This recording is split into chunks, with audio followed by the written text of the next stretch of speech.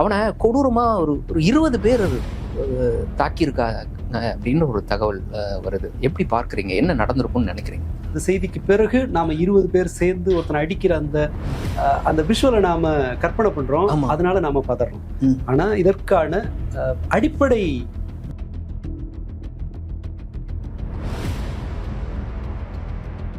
வணக்கம், இது அரண்சை. நான் ஹசீஃப். இன்று நம்மோடு அரசியல் விமர்சகர் மற்றும் குழந்தைகள் செயல்பாட்டாளர் திரு வில்லவன் ராமதாஸ் இணைந்திருக்கின்றார். அவரை வரவேற்போம். வணக்கம். வணக்கம். இன்னைக்கு 2 விஷயத்த சமூக வலைதளங்களை பார்க்க நேர்ந்தது. நேற்றும் இன்னைக்கும் ஒரு விஷயத்தை பொறுத்த வரைக்கும் கோயம்புத்தூர்ல ஒரு கல்லூரி, தனியார் கல்லூரி, அந்த கல்லூரியில் படிக்கக்கூடிய மாணவர் 19 வயசு தான் இருக்கும் அப்படின்னு போட்டிருக்காங்க. 3rd இயர் படிக்கிறதா சொல்றாங்க. அந்த மாணவர் சக மாணவர்களாலும் மற்றவர்களாலும் அடித்து படுகொலை செய்யப்பட்டிருக்கிறார் கல்லூரி வளாகத்துக்குள்ளே அப்படின்ற ஒரு குற்றச்சாட்டை இந்த மாணவர்களுடைய பெற்றோர்கள் முன்வைக்கிறாங்க. எதற்காக நடந்தது அப்படின்னு விசாரிக்கும் பொழுது அங்கு கல்லூரி நிர்வாகம் அந்த கல்லூரி விடுதிக்குள்ள எங்கேயோ அந்த கல்லூரி வளாகத்திற்குள்ளேயோ போதைப் பொருட்கள் பழக்கம் அப்படின்றது இருக்கு. அதை யார் எந்தெந்த மாணவர்களாக அதில் இன்வால்வ் அப்படின்ற அந்த தகவலை இவர்கிட்ட கேட்டிருக்காங்க. அந்த தகவல் கிடைத்ததன் அடிப்படையில் இவர் தான் கொடுத்துருக்காரு. நிர்பந்திக்கப்பட்ட அந்த தகவல் வாங்கப்பட்டிருக்கதாகவும் இவர் தான் தகவல் கொடுத்தாருன்ற தகவலை பெற்ற நிர்வாகம் எப்படியோ மாணவர்களுக்கு கசிவிட்டதன் அடிப்படையில் இந்த படுகொலை நடைபெற்றிருப்பதாக அவங்க பெற்றோர்கள் குற்றம் சாட்டுறாங்க. 1. 2வது ஒரு விஷயத்தை பொறுத்த வரைக்கும் ஒரு வீடியோ, அது எங்கே நடந்ததுன்னு தெரியல.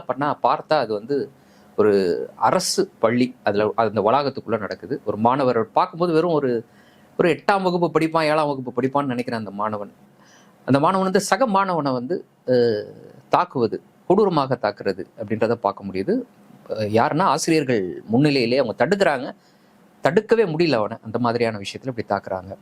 2மே மாணவர்கள் சார்ந்த ஒரு விஷயம். 2மே மாணவர்கள் நடத்தி இருக்கக்கூடிய ஒரு கொடூரமான ஒரு செயல்.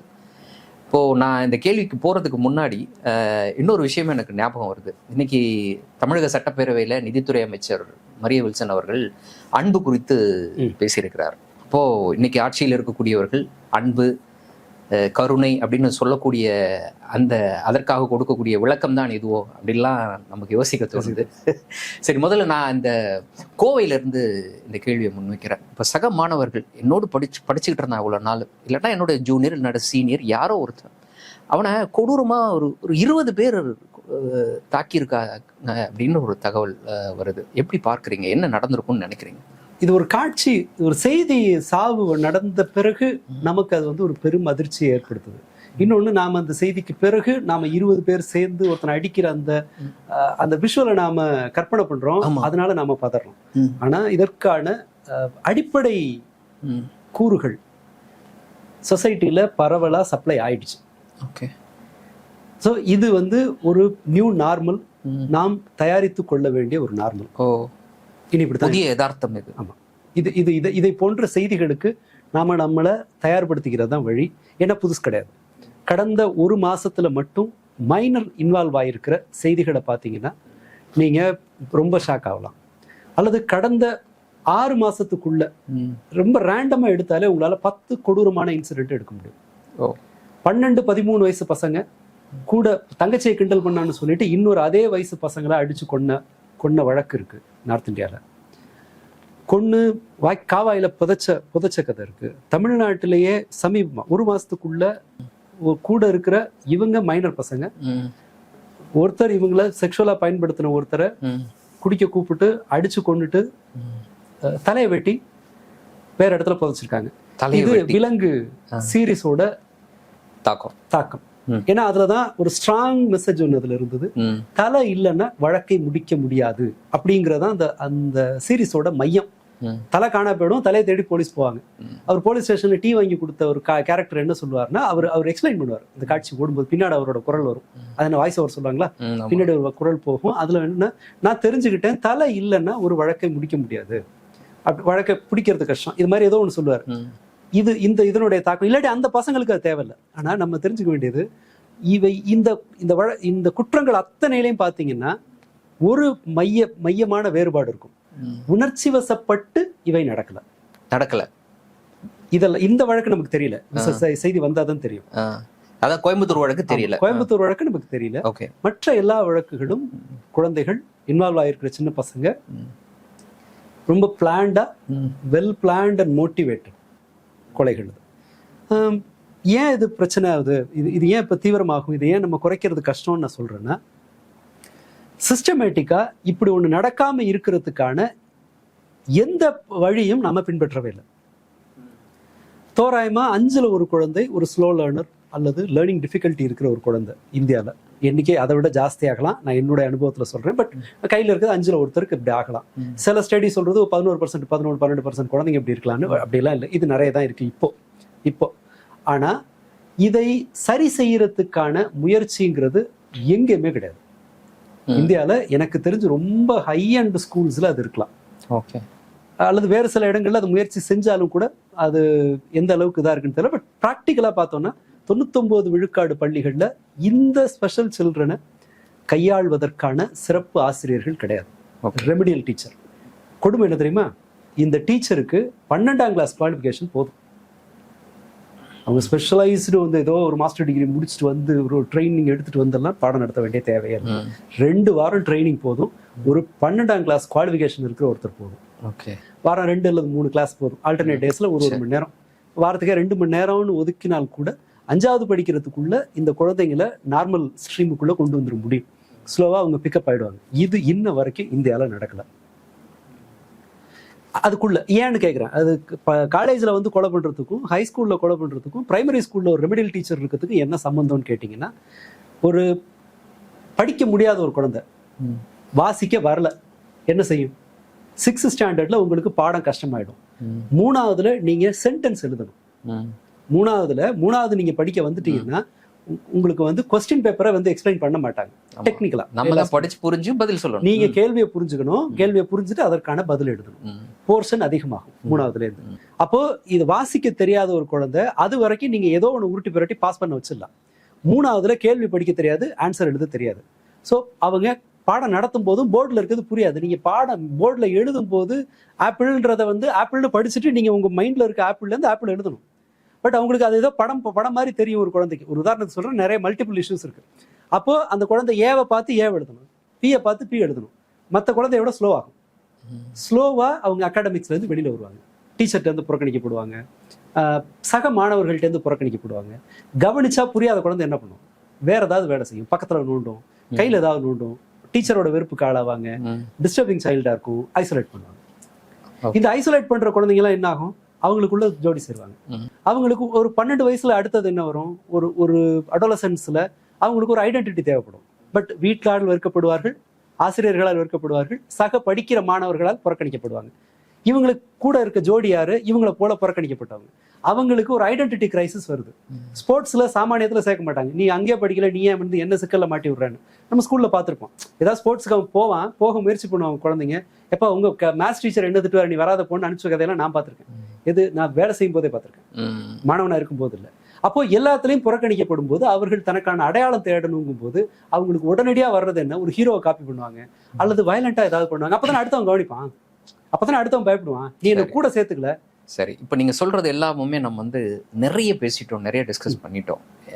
இது மாறுதா மாறலையா, இதற்கு அரசுகள் இதை வந்து சீரியஸாக எடுத்துக்கிறாங்களா இல்லையா, இந்த கேள்விகள் சமூகத்துக்கு முன்னாடி இருக்குது. இப்போ இந்த சூழலில் சமீபத்தில் சில மாற்றங்கள், குறிப்பாக நம்ம வந்து தவேக அரசு பொறுப்பேற்றதற்கு பிறகு நாங்கள் வந்து கேம்பஸில் வந்து ட்ரக் இல்லாத கேம்பஸை உருவாக்க போகிறோம்.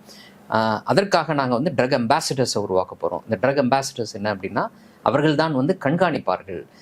கல்லூரி வளாகங்கள்லையும் பள்ளி வளாகங்கள்லையும் போதைப்பொருள் நடமாட்டத்தை கண்காணிக்கக்கூடியவர்களாக அவர்கள் இருப்பார்கள்.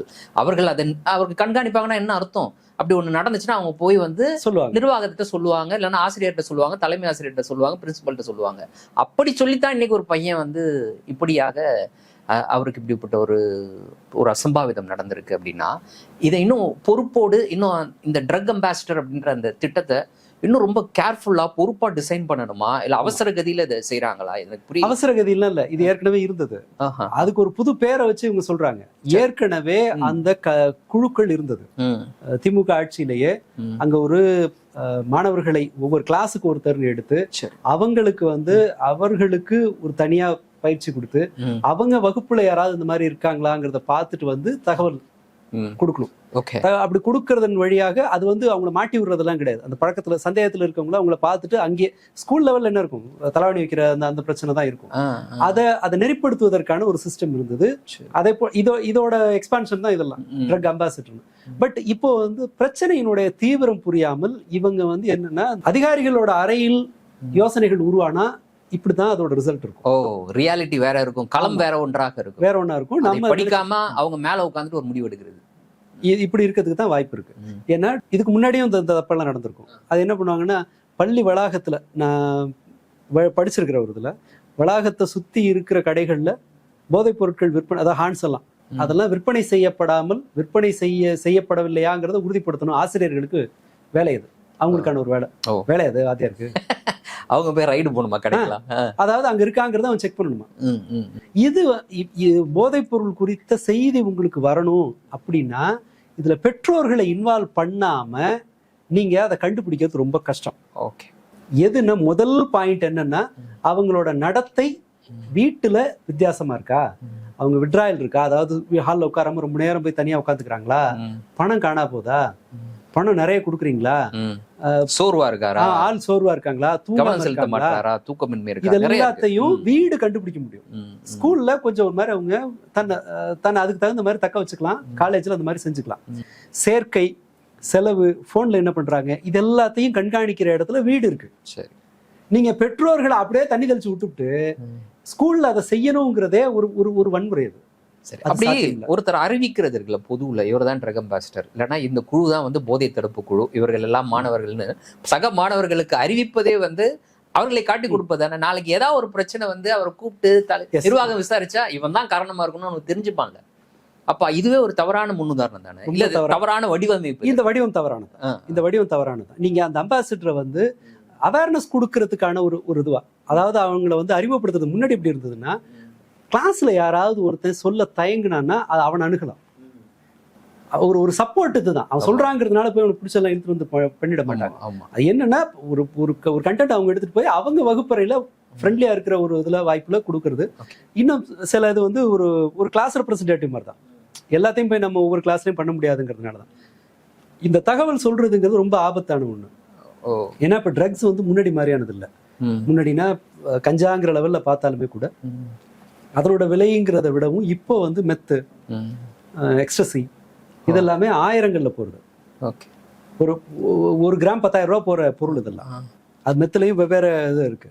ஸ்டாம்ப் இருக்கு, ஸ்டாம்ப்னு ஒன்று இருக்கு. நீங்க அந்த எல்எஸ்டின்னு பேர். ஸ்டாம்ப் எல்லாம் 1 கிராம் நீங்க 10,000 டோஸ் செய்யலாம். 10,000 டோஸ். அப்ப என்ன ஆகும், நீங்க 4 A4 ஷீட்ல ஸ்டாம்ப் வச்சுக்கிட்டீங்கன்னா அது சம்பந்தமே இருக்காது. அது வந்து 10,000 அந்த 1 கிராம்ல கொஞ்சத்துலயும் கொஞ்சம். எல்எஸ்டி எல்லாம் 1 கிலோ ஒருத்தன் உற்பத்தி பண்ணான்னா ஒரு டிஸ்ட்ரிக்ட்டுக்கு 1 வருஷத்துக்கு அவனால சப்ளை பண்ண முடியும். யூஎஸ்ல அதான் பிரச்சனை. என்ன பண்றாங்கன்னா, ஒரு லேபை வச்சு எல்லாத்தையும் உருவாக்கிட்டு மொத்தமா லேப் உடச்சு போயிடுவாங்க. வருஷ கணக்குல நீங்க ஓட்டிக்கலாம். இதுல வந்து போதைப் பொருட்களோட சைஸ் ரொம்ப பெருசா இருக்கு, கன்சம்ஷனோட வடிவம், டிரான்ஸ்போர்ட் மெத்தட் மாறி இருக்கு. அது வந்து ரொம்ப கான்பிடென்ஷியலா நடக்கும். நீங்க அந்த கேரளால 3 டீச்சர்ஸ் மாட்டுறாங்கல்ல, பல வருடங்களாக இதை செஞ்சிருக்காங்க. ஸ்டூடெண்ட்ஸுக்கு சப்ளை பண்ணி நீங்க சந்தேகப்படவே முடியாத ஒரு ஆள் அவங்க. ஏன்னா இதெல்லாம் 1 கிராம் 2 கிராம். இப்போ போன இதுல கூட ஒரு சில வருடங்களுக்கு முன்பு ஒரு பையன் பீச்ல ஒரு பையன் கிட்ட ஒரு இன்டர்வியூ எடுக்கிறாங்க. அவன் சொல்றான், சாராயம்லாம் வந்து குடிச்சா கொஞ்ச நேரத்துல இதாயிடும், ஜாயிண்ட் அடிச்சா இந்த விலையில கம்மியா ஒரு ரேட்டை சொல்றாரு, அதுக்குள்ள 2 நாளைக்கு இருக்கும், 2 நாளைக்கு தாங்கும், அதனால ஜாயிண்ட் தான் பெஸ்ட்னு சொல்றான் பையன். இந்த பரவல் எவ்வளவு தூரம் இருக்கு நம்ம கிட்ட. முதல்ல இதுல இருக்கு ரொம்ப பெரிய தோல்வி என்னன்னா, என்ன மாதிரியான பொருட்கள் புழங்குது, ப்ரிவலன்ஸ் இது அதிகமா இருக்கு, யார் அதுக்கு அடிமையா வராங்க அந்த அப்படின்னு சொல்லிட்டு அது குறித்த நம்ம கிட்ட டேட்டா வேணும். நம்ம கிட்ட இருக்கிற பெரும்பாலான டேட்டாக்கள் வந்து அவுடேட்டட் ஆர் உண்மை இல்லாததான். இந்த இடத்துல எனக்கு ஒரு சந்தேகம் வருது. நான் போன தடவை கூட உங்கள்கிட்ட கேட்டேனா இல்லை இன்னொரு விருந்தினர்கிட்ட கேட்டேனான்னு எனக்கு ஞாபகம் இல்லை. இந்த அரசு வர்றதுக்கு முன்னாடி அவங்க சொன்னது, நாங்கள் போதை ஒழிப்போம், தமிழ்நாடை பொறுத்த வரைக்கும் நடக்கக்கூடிய சட்டம் ஒழுங்கு பிரச்சனை எல்லாத்துக்கும் காரணம் போதை தான் அப்படின்னு சொல்லி சொன்னாங்க. ஆட்சிக்கு வந்து 3 மாதம் ஆகிறது. ஆட்சிக்கு வந்ததுக்கு பிறகு உடனடியாக அவங்க சொன்னது போதையை ஒழிப்போம், இப்போயும் சொல்லிக்கிட்டு இருக்கிறது போதையை ஒழிப்போம் அப்படின்னு தான்.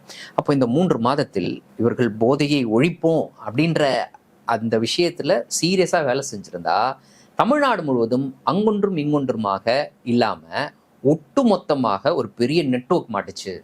ஏன்னா போதைன்றது இன்னைக்கு நெட்வொர்க்ல தான் நடக்குது. ஒரு நெட்வொர்க் மாட்டுச்சு, ஒரு கிங் பின் மாட்டினாரு, ஒரு தலைமை, ஒரு இந்த நெட்வொர்க்குக்கே தலைமையா இருக்க ஒருத்தர் மாட்டினாரு. கிலோ கணக்குல நாங்க கஞ்சாவை பறிமுதல் செஞ்சுட்டோம், அங்க இங்க எல்லாத்தையும் சேர்த்து ஒட்டுமொத்தமாக ஒரு பொது இடத்துல வச்சு நாங்க அழிக்கிறோம், பாருங்க இவ்வளவு பெரிய நடவடிக்கை நடந்துகிட்டு இருக்கு அப்படின்றத நம்ம கண் கூட பார்த்திருக்கலாம். அப்ப அப்படி ஒண்ணுமே நடக்கல அப்படின்ற போது இது சீரியஸா இந்த விஷயத்தை அணுகல அப்படின்ற மாதிரி தான் நம்ம கண்டிப்பா ஒண்ணு. இவங்களோட நடவடிக்கையை பார்க்கும்போது இவங்களால போதைப் பொருள் நெட்வொர்க்கை சீரியஸா ஆக்ஷன் எடுத்து பிடிக்க முடியாது. ஏன்னா வெறும் போலீஸ் வச்சு நீங்க செய்ய முடியாது. எல்லா தரப்பும் அதுக்கு தயாராகி எல்லா தரப்பும் ஒரே சமயத்துல இறங்கி வேலையில இறங்கி எல்லாரும் அவங்களோட வேலையை செஞ்சு நிதானமா உங்களால ரிசல்ட் எடுக்க முடியும். நீங்க தான் முதல்ல பிஆர் பண்றதுக்கு மட்டும் தானே ஆக்ஷன் எடுக்கிறாங்க. ஆமா, ரிசல்ட் வரைக்கும் எல்லாம் வெயிட் பண்றதே கிடையாது. எல்லாம் விளம்பரம் தான். முதல்ல இறக்கி விட்டுரு, அவ்வளவுதான். ஃபர்ஸ்ட் வந்து எனக்கு அதோட இது வேணும். ரிசல்ட், சில விஷயம் ரிசல்ட் வரதுக்கு உங்களுக்கு லேட் ஆகும். அண்ட் இன்னொரு இவங்க சொல்றது எல்லா குற்றங்களுக்கும் போதை காரணம்ங்கிறதே ஒரு அபத்தமான ஒன்று. இதுக்கு முன்னாடியும் குடிச்சிட்டு தான் இருந்தாங்க. போதையை தாண்டி பல்வேறு காரணங்கள் உண்டு. இவங்களுக்கு அது ரொம்ப ரொம்ப ஈஸியா இருக்கு. இன்னொருத்தர் பேர்ல பழிய போடுறதுக்காக சொல்றாங்களே தவிர உலகளாவிய அளவுல இதற்கு கிரைமோட பெரிய சோர்ஸ் என்னவா இருக்கும்னா அன்சர்டைனிட்டி, ஏழ்மை, மைக்ரேஷன், இது எல்லாமே கான்ட்ரிபியூட் பண்ணும் குற்றங்களுக்கு. பாவர்ட்டி தான் ஃபர்ஸ்ட். இந்தியாவினுடைய பொருளாதாரத்தை பார்த்தீங்கன்னா கீழ்நிலையில, பொருளாதார ரீதியாக கீழ்நிலையில இருக்கிற 50% மாணவர்கள் வெறும் 3% வெல்த்தை ஷேர் பண்றாங்க. டாப் 1% 40% வெல்த்தை மேனேஜ் பண்றாங்க. இது அடிப்படையிலேயே இந்த ஈக்குவாலிட்டி போகுதுங்கும் போது அது ஒரு வெறுப்பையும் ஒரு கசப்புணர்வையும் அவங்களுக்கு கொடுக்குது. எதிர்காலம் ஒண்ணுமே இல்லைன்னு வச்சுக்கோங்களேன். நீங்க ரொம்ப குடிசை பகுதிகளில் 15-16 வயசுல கல்யாணம் சர்வசாதாரணமா நடக்கும். இன்னைக்கு போய் நீங்க கண்ணகி நகர் பக்கம் பாருங்க, அண்டர் ஏஜ்ல கல்யாணம் பண்றதுங்கிறது ரொம்ப சாதாரணமா இருக்கும். ஏன்? அவங்களுக்கு ஒரு உறுதியான நம்பகமான எதிர்காலம்ங்கிறது அவங்க கண்ணுக்கு தெரியாது. ஒரு மிடில் கிளாஸ்ல இது ஃபெயில் ஆனா அடுத்து 10th அவன் படிக்கலையா, அவனை எப்படியாவது 10th வரைக்கும் கூட தேரலையா, டிப்ளமோ கொண்டு போயிடலாம், 10th முடிச்சுட்டு 10th ஃபெயில் ஆனானா வேற ஏதாவது செய்யலாம் அப்படின்னு சொல்லி ஏதோ ஒரு திட்டம், அவங்களுக்கு ஒரு பிளான் பி இருக்கும், அதுக்காக அவங்க இன்வெஸ்ட் பண்ணுவாங்க. ஏழைங்க கிட்ட அது நடக்காது. ஏழ்மை முதல்ல அதை பத்தி ஏதாவது பேசியிருக்காங்களா? இல்லவே இல்லை. இல்ல, அதுக்கான மூல காரணம் இதுதான், சமூக பிரச்சனை இதுதான் அப்படின்றத இன்னும் அட்ரஸே பண்ணாம இருக்கும்போது அடுத்து அட்ரஸ் பண்ணணும், அதுக்கு பிறகு அதை எப்படி மிட்டிகேட் பண்ணணும்ன்ற பிளானை அவங்க வகுக்கணும். ஒரு பெரிய லாங் வே டு கோ அப்படின்ற மாதிரி இந்த ஏற்பே இல்லையே. எத்தனை ஓராசிரியர் பள்ளிகள் இருக்கு. ஓராசிரியர் பள்ளிகள்ங்கிறத விட ஒரு பெரிய வயலன்ஸ் இருக்க முடியாது. நீங்க பிரைமரி ஸ்கூல்ல தான் பசங்களுக்கு நிறைய அட்டென்ஷன் வேணும். எனக்கு தெரிஞ்ச நண்பர்கள் நார்வேல அந்த மாதிரியான ஸ்காண்டினேவியன் நாடுகள்ல இருக்கிறவங்க சொல்ற கணக்குப்படி பாத்தீங்கன்னா ஆசிரியர் மாணவர் விகிதம்ங்கிறது ரொம்ப பெரிய வித்தியாசமே இருக்காது. 25 ஸ்டூடெண்ட்ஸ் இருப்பாங்க, 15 டீச்சர் இருப்பாங்க.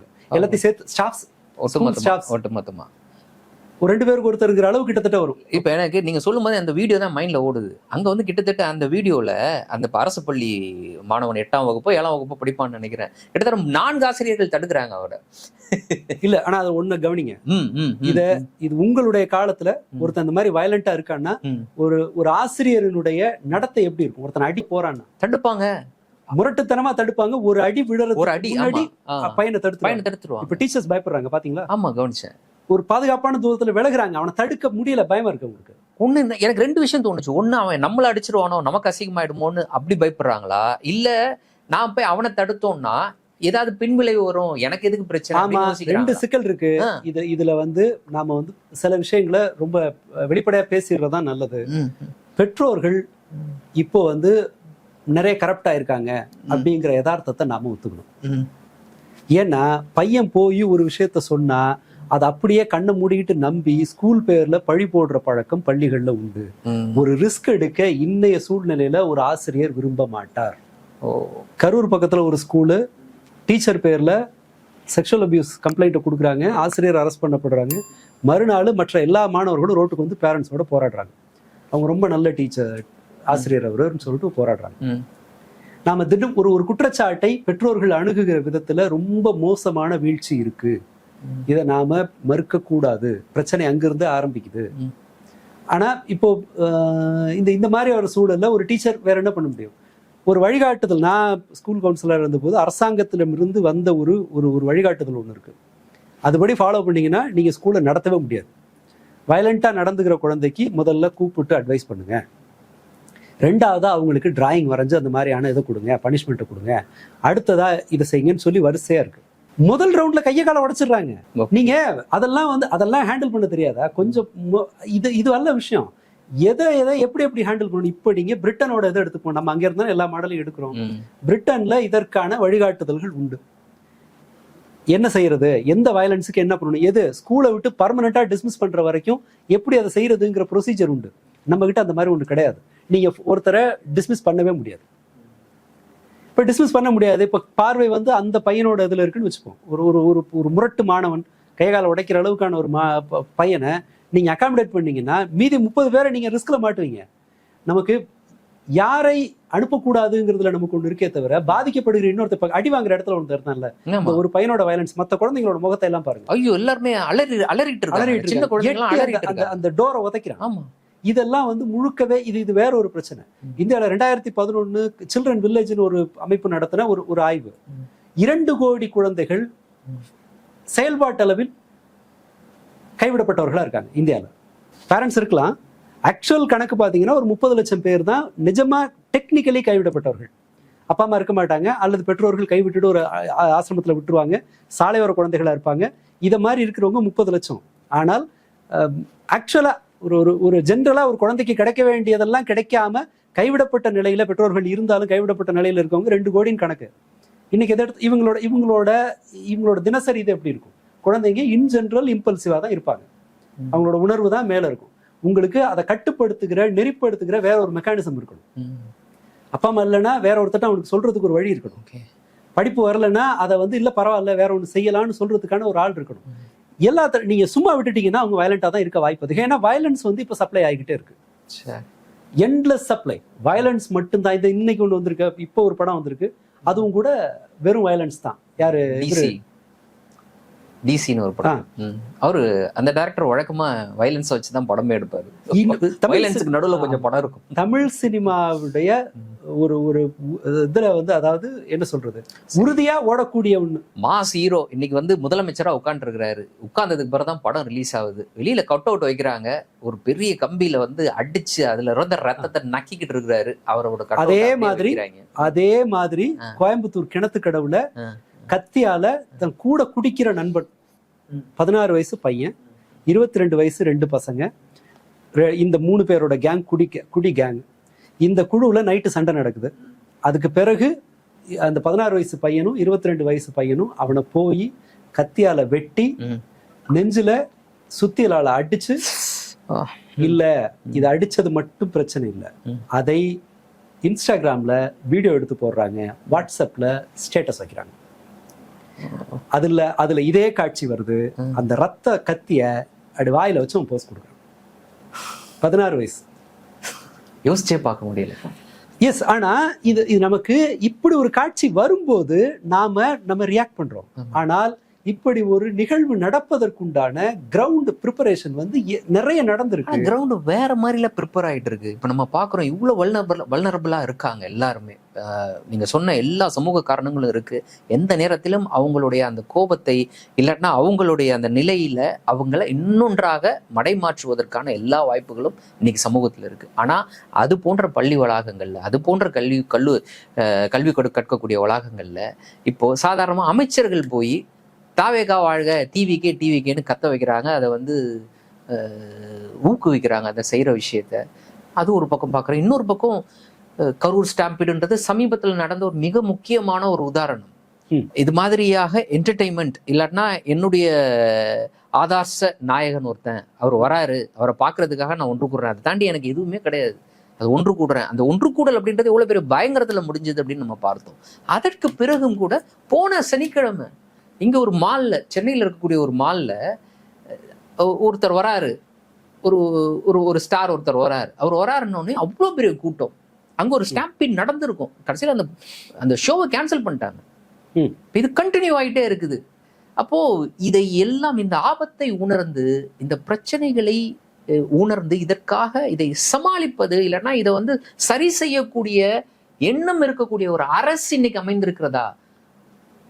அப்ப அது எவ்வளவு பெரிய ஆபத்தான ஒரு விஷயத்தை நோக்கி நம்மளை கொண்டு போகுது, இந்த இளம் சமூகத்தை கொண்டு போகுது அப்படின்னு. இல்ல, அது அந்த வகையிலேயே ஒரு பெரிய அட்வான்டேஜ் இருக்கு டிவிகே கவர்மெண்ட்டுக்கு. ஆக்சுவலா அவங்க இத கவனம் செலுத்தினா விளைவுகளை பத்தி இவங்களதான் எதிர்கேள்வியே வர்றது இல்லைல்ல. அப்போ இவங்களால சில விஷயங்களை ரொம்ப கவலைப்படாம செய்ய முடியும். எதிர்ப்பு வருங்கிற மாதிரியான கவலை இல்லாம செய்ய முடியும். ஏன்னா ஒரு என்டர்டைன்மெண்ட் மோட்ல தானே. இப்ப சினிமால போய் நீங்க லாஜிக் பார்க்க மாட்டீங்களா? கண்டிப்பா. அது எப்படி ஒருத்தன் 100 பேர் அடிக்க முடியும், நம்ம சினிமா லாஜிக் பார்க்க மாட்டோம். இப்ப கவர்மெண்ட்டையும் அந்த மாதிரி தான் பாக்குறாங்க ஒரு மெஜாரிட்டி மக்கள். அப்போ இவங்களால சில விஷயங்களை ஈஸியா எக்ஸிக்யூட் பண்ண முடியும். அந்த வாய்ப்பு உங்கள்கிட்ட இருக்கு. நீங்க முன்னாடி பேசுனவங்க எல்லாம் யாராவது பேசுறாங்களா பாத்தீங்களா? இந்த மனித உரிமை பேசுறவங்க எல்லாம் ஹைபர்னேஷன் மோடுக்கு போயாச்சு. தலித் ரைட்ஸ் பேசுறவங்க எல்லாம் பிஆர்எஸ் வாங்கிட்டாங்க, திரும்ப தான் ஜாயின் பண்ணுவாங்க. மேபி அடுத்த இதுல தான் ஜாயின் பண்ணுவாங்க. ஒரு இதை போல மற்ற ஆக்டிவா இருந்த பல்வேறு விஷயங்கள், ஈவன் இடதுசாரிகளும் கூட இப்ப யோசிச்சு பாருங்க. இந்த இதெல்லாம் பிரைவேடைசேஷன், அக்ரஸிவ் பிரைவேடைசேஷன், அதுக்கான தெரியுது. கனகராஜ் ஒருத்தர் தான் பேசியிருக்காரு. பேருக்கு ஒரு இது, அதை போய் அவர் பேர்ல ஒரு அர்ச்சனை பண்ணுவாங்கல்ல, பிறந்த நாளுக்கு போய் அர்ச்சனை பண்ற மாதிரி தனியார் மையம் கவலை அளிக்கிறது, தவிர்க்கப்பட்டிருக்க வேண்டியதுங்கிற அளவுல எதிர்ப்பே இல்லாமல் ஒரு விதமான விட்ராயல் ஸ்டேட்ல இருக்கு. இவங்க நினைச்சாங்கன்னா இதை செய்ய முடியும், பட் இவங்க செய்ய மாட்டாங்க. ஏன்னா அது இவர்களுக்கு ஆபத்தா முடியும். ஒருத்தர் இன்டெலெக்சுவலா ப்ரிப்பேர் பண்ணணும் நீங்க. அதுதான் இவங்களோட பெரிய ஆபத்து. அறிவார்ந்த ஒரு சமூகமா எதிர்காலத்துல மாணவர் சமூகத்தை வளர்க்கணும், அந்த கடமை இவங்க முன்னாடி இருக்கு. பட் அப்படி வளர்ப்பதற்கு இந்த அரசு தயாராக இல்லை. அவங்க பை டிஃபால்ட் அவங்களுக்கு தெரியல. நீங்க மரிய வில்சனோட ரியாக்ஷன் எடுத்துக்கங்க. இதுதான் இந்த அரசாங்கத்தினுடைய ஒரு ஸ்பூன் சாம்பிள். இது சட்டப்பேரவையிலேயே இப்படி நான் பார்த்ததே கிடையாது இதுக்கு முன்னாடி. அதாவது அதை தன்னோட ஸ்டைல்னு அவர் நம்புறாரு. ஒரு மொழியை தப்பா படிக்கிறத ஸ்டைல்னு நம்புறாரு. நீங்க ஒரு பேப்பர் எழுதுறீங்க, ஒரு ஆன்சர் ஷீட் எழுதுறீங்க, அதுல மார்க் போடுறதுங்கிறது வந்து அது அவர் எப்படி சொல்றாரு? ஒரு 15 மார்க் வாத்தியார் போட்டிருக்காருன்னா அது டீச்சரோட தப்பு, என்னோட ஸ்டைலை நீ நிராகரிக்கிறேன்னு அவர் புரிஞ்சுக்குற மாதிரி ஒரு எதிர்வினை இருக்கு. பல தரப்புல போய் தினம் சொல்றாங்க, தன்னை மாத்திக்கிறதுக்கு அவங்க தயாரா இல்லை. இதுக்கு வந்து ஒரு பெரிய டெடிகேஷன் வேணும், இதை புரிஞ்சுக்கிற அளவுக்கான அறிவு வேணும், எதிர்காலம் குறித்த ஒரு கவலை வேணும். இன்னொருத்தவங்க இந்த எந்த பண்பு இவங்கள்ட்ட கிடையாது. கண்டிப்பா இது வர வாய்ப்பே இல்லை. இப்போ டிஎம்கே கவர்மெண்ட்லயும் பிரச்சனைன்னு இருந்தது. இந்த மாணவர்களை ஹேண்டில் பண்றதுல இவங்களோட எஃபர்ட் வந்து ரிசல்ட் வராத அளவுக்கான பிரச்சனைகள் இருந்தது. ஏன்னா ஓராசிரியர் பள்ளிகள் பிரச்சனை இருந்தது, போதுமான ஆசிரியர்கள் இல்லைன்னு இருந்தது. ஆனா இதை ஏதாவது ஒன்று பண்ணணுங்கிற இன்டென்ஷன் அவங்களோட செயல்பாட்டுல ஒரு விஷன் இருந்தது, வெளிப்பட்டது. அதனாலதான் இவங்களே கிளைம் பண்ணியிருக்காங்க. 2000 பேர் ஐஐடி போயிருக்காங்க, ஜெய் எழுதி போயிருக்காங்க, இவங்களே கிளைம் பண்றாங்க. என்னோட ஸ்கூல் எஜுகேஷன் சிஸ்டம் நல்லா இருக்குன்னு கிளைம் பண்றது. குறைஞ்சபட்சம் உருப்படியா படிக்கிறவனை, மோசமா இருக்கிறவனை எப்படி காப்பாத்துறதுங்கிறதுக்கான மெக்கானிசம் அப்ப இல்ல, ஏத்துக்கலாம். ஆனா ஒழுங்கா படிக்கிறவனுக்கான ஒரு பாதையை அவங்க போட்டிருந்தாங்க. இப்ப அது நடக்குமாங்கிறது தெரியாது. பட் இது வந்து ஒரு ரொம்ப சீரியஸான ஒரு பிரச்சனை. அது இதுல இவர் விரும்பியோ தெரிஞ்சோ தெரியாம செஞ்சாலும் சினிமா தான் இதனுடைய மெயின் அக்யூஸ்ட். A1 சினிமா தான் அக்யூஸ். நம்பர் 2 சினிமாவை தவிர அவர்கள் வேற எதையும் கன்சியூம் பண்ணாம கெடுத்த பேரண்ட் சைடு. வேறு ஒண்ணு அவங்க கத்துக்கணுங்கிற இன்டென்ஷனே இல்லாம இவனுங்க அத்தனை பேரும் ஒட்டு மொத்தமா கைவிட்டாங்க. இந்த லாஸ்ட் 20 இயர்ஸ் தான் சபிக்கப்பட்ட ஒரு குழந்தை பருவம் குழந்தைகளுக்கு கிடைச்சது. அதை செஞ்சது யாருன்னா, கொடூரம் என்னன்னா, இருக்கிறதுலே மானுட வரலாற்றில் ஒரு மிகச்சிறந்த சைல்ட்ஹுட் கிடைச்ச ஒரு தலைமுறை, ஒரு கைவிடப்பட்ட ஒரு தலைமுறையை உருவாக்குச்சு. 80s பாண்ட் இருக்காங்க இல்லையா, அதில் லேட் 70s 80s பாண்ட் இருக்காங்கல்ல, அவங்க தான் அந்த பழைய உலகத்தினுடைய எல்லா நல்ல விஷயங்களையும் அவைல் பண்ணாங்க. ஆமா, நவீனத்தினுடைய எல்லாத்தையும் அவங்க தான் அவைல் பண்ணாங்க. ஒரு கிளீன் என்வாயர்மெண்ட் அவர்களுக்கு கிடைச்சது. அதே போல இந்த சோஷியல் மீடியாவோ, நல்ல வேலை, நல்ல படிப்பு, இன்ஃபேக்ட் 80sல பிறந்தவங்க தான் கல்வியினால ஏழ்மையிலிருந்து பெருமளவு விடுபட்டவர்கள். அதற்கு முன்பு கூட கல்வியினால ஏழ்மையிலிருந்து விடுபட்டவர்கள் எண்ணிக்கை ஒப்பீட்டளவுல குறைவு. ஒரு மாஸ் நம்பர். ஈவன் ரொம்ப ஏழ்மையில இருக்கவர்கள் கூட தங்களுடைய வாழ்வை மேம்படுத்திக் கொள்வதற்கான வழி 80sல இருந்தவங்களுக்கு இருந்துச்சு. பட் இந்த ஜெனரேஷன் தான் ஒரு 15-20 வருஷமா என்ன செய்யறதுனே தெரியாம நேராவே கேள்வி கேட்கிறேன். சரியா பல்லு விளக்க கத்து கொடுத்த பெற்றோர்கள் எத்தனைன்னு பாருங்க. தெரியாது. ஆனா சாமி கூட கத்து கொடுத்துருப்பாங்க. ஆனா அத்தனை பேரும் ஏதோ ஒரு வகையில வந்து இந்த மாதிரியான வயலண்ட் நம்ம ஒரு வன்முறையை குழந்தைகளுக்கு வந்து கொண்டு வந்து காட்டுறோங்கிற அறிவே இல்லாம சினிமா கூட்டு போகிறத பெருமையாக நினச்சவங்க. ஜங்க் ஃபுட்டோட சப்ளை வந்து கண்ணா பின்னான்னு இருந்தது இவங்க கிட்ட தான். அது ஏதோ நல்லா வளர்க்குறோங்கிற மாதிரி. ஏஐயை கற்றுக் கொடுத்தவர்கள் யாரும் உருப்படியான பல விஷயம் ஏஐ கற்றுக் கொடுக்கணுங்கிற அடிச்சு பிடிச்சிட்டு ஓடினவங்க யாரும் இதை மற்றதை வந்து மற்ற உருப்படியான அடிப்படை விஷயங்களை கற்று தந்ததில்லை. மரியாதையாக பேசணுங்கிறதுலேருந்து பல்வேறு விஷயங்களில் பெற்றோர்கள் வந்து ஒரு அதீத அலட்சியம். செல்லம் கொடுக்கறதுங்கிறது மட்டும் இல்லை, ஜென்ரலாக பேரண்டிங்கை பற்றி நான் எதையும் கற்றுக்க மாட்டேன் அப்படிங்கிற மாதிரியான இன்னோசன்ஸில் கூட இருக்கலாம். நான் ஒரு குறையாக சொல்லலை. பட் இது ஒரு தோல்வி அடைந்த ஒரு சமூகம் குழந்தை வளர்ப்புலங்கிறது தான் யதார்த்தம். நீங்கள் டாப் டு பாட்டம் பாருங்கள். சரி, அப்படியாக இருக்கக்கூடிய ஒரு சமூகத்தில் உச்சபட்சமான ஒரு கவலை அப்படின்றது அமைந்திருக்கக்கூடிய அரசு இதையெல்லாம் உணர்ந்து இதை சரி செய்வதற்கு ஒரு திட்டத்தை வைத்திருக்கக்கூடிய அரசாக இல்லையோ அப்படின்ற ஒரு கவலையும் நம்மளுக்கு கூடுதலாக வருது. நிச்சயமாக எல்லோரும் தொடர்ந்து பேசுவோம், எல்லாமே மாறும். பேசுவதன் அடிப்படையில், டிஸ்கஷன் அடிப்படையில் அதுதான் ஒரு கருத்துருவாக்கமாக மாறி அது செயல்பாட்டிற்கு வரும். எனக்கும் இதை இவ்வளவு கடுமையா பேசணுங்கிறது விருப்பம் இல்லை. இன்ஃபேக்ட் என்னோட ப்ரொஃபஷன் அந்த மாதிரி நெகட்டிவா பேசக்கூடாதுங்கிறது. பட் அவேர்னஸ்ன்னு வரும்போது ரொம்ப இருக்கிறத வந்து பிரச்சனையை குறைத்து காட்டக்கூடாது. இது எனக்கு விருப்பம் கிடையாது. ஆனால் நான் இந்த வாசகத்தை பயன்படுத்தலைன்னா இதோட சீரியஸ்னஸ் பார்க்குறவங்களுக்கும் போய் சேர வாய்ப்பு இல்லை. வேறு வழி இல்லை. நான் அது உண்மைக்கு மாற எதையுமே பேசலை, மிகை மதிப்பீடு எதையுமே செய்யலை. இது ஒரு நாம வேறு வழி இல்லை, ஏற்றுக்கொண்டாக வேண்டியது. நம்ம உண்மை பிரச்சனையை புரிஞ்சுக்கிட்டாதான் தீர்வு நோக்கியாவது நகர முடியுங்கிறதுனால இதை நான் சொல்ல வேண்டியிருந்தது. சரி, ரொம்ப சரியான ஒரு விஷயம். இன்றைய தினம் எங்களோடு இணைந்து பல்வேறு தகவல்களையும் கருத்துக்களையும் பகிர்ந்து கொண்டமைக்கு நன்றி. நன்றி. மீண்டும் ஒரு நேர்காணலில் சந்திப்போம். நன்றி நண்பர்களே. பேரும் 6 முதல் 60% வரை ஆடி தள்ளுபடியுடன் சூப்பர் சரவணா ஸ்டோர்ஸ், சென்னை, மதுரை, கோவை. ஆதிரை புத்தக வடிவில் திரைக்கதை புத்தகத்தை பெற டிஸ்கிரிப்ஷனில் உள்ள எண்ணிற்கு வாட்ஸ்அப் செய்யவும்.